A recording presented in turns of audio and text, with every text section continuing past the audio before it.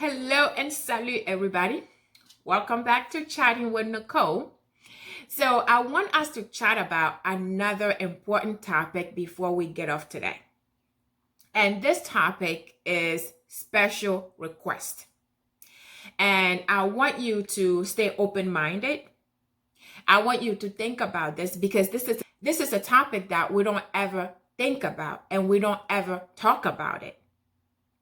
So, and I also want you, as you are staying open-minded, I want you to put yourself on both sides as we discuss this, right? And I want this to be interactive. So, I want to start the topic with a question. And that question is, what kind of guest are you? And when I say guest, I mean G-U-E-S-T, a guest. You know how you can be a guest to a hotel. You can be a guest to a host. You can be a guest for a dinner or a party. What kind of a guest are you?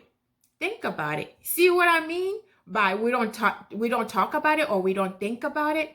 Today, it is the day we have to think about this and we have to chat about this because it is very important. It is summer right now. And people are calling aunties and uncles and friends that they want to come to visit for a vacation. So this is a perfect time that I want us to think about it, especially if you're calling people around and they're like, nope, I'm not going to be available. I am traveling myself. They're basically just telling you, hell no, you're not coming back to this house. That's what they're trying to tell you. So especially if you're hearing this, no, in a different ways, think about the kind of guest that you are. Last time you were a guest to whomever. We're not talking about hotel. We are talking about family members, you or a friend. Last time you were a guest in non-hotel at a person's house. Somebody hosted you. Did you get up and let them make your bed? Did they clean your bathroom for you? Did they do breakfast, lunch, dinner? Did they do the expenses, everything that you are there, the whole time you are there, the expenses fell on them the whole time? Have they they were the one taking care of your children or your child? Were you just there as though you were in a hotel room? Were you just there? This is my vacation, even though you were not in a hotel room. Were you just waking up and sitting down, waiting for your host to cook breakfast for you and do the dishes, clean up after you, pick up after you and your children? What is your answer? Let's be honest now. Can you answer that question? Is that the kind of guest that you were last time you were a guest? Now, if you're calling somebody right now and they're giving you excuses, all the excuses they can find in a book just to tell you, hell no, continue to think about it. The house. Did you try to help them in any way? Did you, cook dinner at one point, do dishes at one point? Did you babysit at one point? What kind of guest were you? I know I keep asking the question because it's an important question and I want you to really think about it. We all want to go to our auntie's home, our uncle's homes, our friends, our cousins' home, our in-laws, and we're calling around. We want to go visit and we are getting this no. Maybe you didn't even think about why am I getting these rejections. Maybe you figure it out. I don't know. But this is happening and it continues to happen and is ruining relationships. And again, our hosts cannot tell us that. They don't want to tell us that directly because they don't want to hurt your feelings. So they'll just pray and just keep praying and just counting their days till you leave, and they'll just cross you off their list. And you're wondering, why are these people not inviting me back to their homes? You may be having different, you may be even blaming this reason on something entirely different. You may be blaming it on somebody else, blaming it on something else. Because again, your host cannot bring themselves to tell you the truth.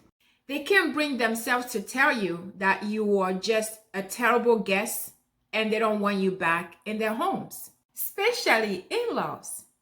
In-laws feel entitled when they visit, but when they come as a guest, they feel entitled. They think that it is their right for the sister-in-law, for example, to attend to them, to be at their service, to do everything without thinking about the job that they already have, without thinking about everything else that they have to deal with and having to attend to you, without thinking about the fact that the host is not only going to be paying higher electricity bill, water bill, food, everything. They have to spend more money to support you being there, to accommodate the fact that you are there.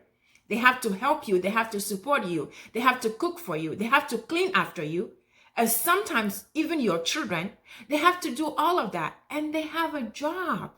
Without thinking about that, we are selfish guests. I'm sorry. It's just, that's just the word. A lot of us are just selfish guests because we don't think about the host. So that's why I'm saying this is important for us to think about, because we cannot continue to be selfish guests. We cannot continue to be unhelpful guests. We cannot continue to be these kind of guests, because if you are, then it's going to be difficult for us to be a guest again in somebody's house. And we don't want to ruin our relationships.